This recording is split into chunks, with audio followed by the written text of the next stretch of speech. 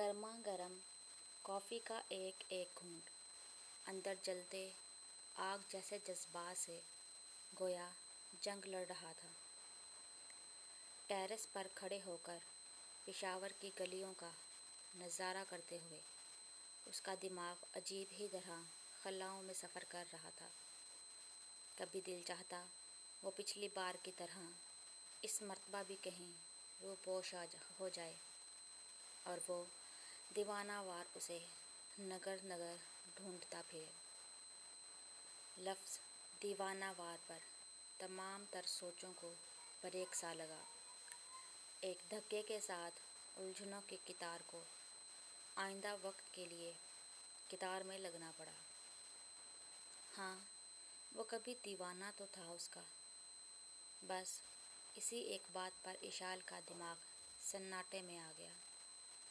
ہوا کے شور سے کان سائیں سائیں کرنے لگے تھے۔ آج حویلی کے واحد سپوت، حویلی کے وارث، جہانداد خانزادہ کے اکلوتے بیٹے شاہویز خانزادہ کی وطن واپسی تھی۔ اس کی واپسی کی خوشی میں حویلی میں ایک بڑا جشن رکھا گیا تھا، جہاں پورا گاؤں مدعو تھا۔ ہر طرف گہما گہمی کا عالم تھا۔ حویلی کی چہل پہل دیکھ دیکھ کر جہانداد خانزادہ کا سینہ فخر سے مزید چوڑا ہوا جا رہا تھا۔ آج ان کا اکلوتا بیٹا حویلی کا ولی عہد اپنی جوانی کے پورے جوبن پر پہنچ کر اپنی تعلیم مکمل کر کے اپنے علاقے پر راج کرنے واپس آ رہا تھا۔ ان کی خوشی اور جوش کا کہیں کوئی ٹھکانہ نہیں تھا۔ تو وہیں لبنہ بھی بیٹے کی آمد کا وقت گن گن کر گزار رہی تھی۔ اشال گھنٹوں سے تیاری میں مشغول تھی۔ مکمل تیاری کے بعد ہزار بار خود کو آئینے میں دیکھ لینے کے بعد بھی اس کی تسلی نہیں ہو پا رہی تھی۔ بس کر دو اشال، شاہویز تمہاری اداؤں کا یوں بھی دیوانہ ہے۔ اتنا تردد کرو گی تو لڑکا حواس کھو بیٹھے گا۔ مجھے تو ڈر ہے کہیں تمہارے عشق میں کوئی جوگ لے کر جنگلوں کا رخ ہی نہ کر لے۔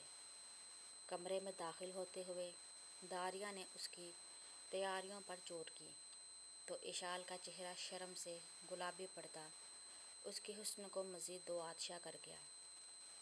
اچھا ہے نا بھابھی، وہ ایسی ہی کسی سنسان جگہ کا رخ کر لے۔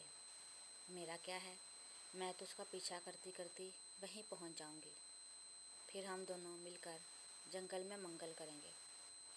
وہ مخفی لکڑہارا بن جائے گا اور میں سارا دن اس کے انتظار میں اس کا من پسند کھانا بنائے پلکیں بچھائے رہوں گی۔ اور پھر جب وہ واپس آئے گا تو اف، آگے تو مت ہی پوچھیں۔ اشال نے لطف لیتے ہوئے 1980 کے زمانے کی فلم کی منظر کشی کی تو داریا بے اختیار ہنسنے لگی۔ جھیلی لڑکی، اپنی فینٹیسی سے باہر نکل آؤ۔ جنگل میں کتنے خونخوار جانور ہوتے ہیں اندازہ ہے تمہیں؟ ایک چھپکلی دیکھ کر تو پوری حویلی سر پر اٹھا لیتی ہو تم۔ یاد ہے وہ 4 سال پہلے کا واقعہ؟ داریا نے کچھ یاد دلاتے ہوئے اسے چھیڑا تو بے اختیار اس کے گلابی لپسٹک سے سجے خوبصورت ہونٹوں پر جلترنگ سی ہنسی بکھر گئی۔ ان دنوں سخت سردی تھی۔ ایک رات اشال کے کمرے میں چھپکلی گھس آئی۔ اس پر نگاہ پڑتے ہی وہ اس زور سے چلائی کہ الامان! شاہویز بھاگا دوڑا سب سے پہلے اس کے کمرے میں پہنچا تھا۔ خوف و ہراس کی ماری وہ اس کے سینے سے لپٹ گئی۔ کیا ہوا اشال؟ آدھی رات کو اس کے اس طرح کوہرام مچا دینے پر شاہویز کے دل میں جانے کیا کیا وسوسے پیدا ہو گئے تھے۔ غصہ اور غیرت دونوں ہی ابل پڑے۔ وہ اس کے سینے میں منہ چھپائے ہوئے تھی۔ اسی حال میں چھت پر رینگتی چھپکلی کی جانب اشارہ کیا۔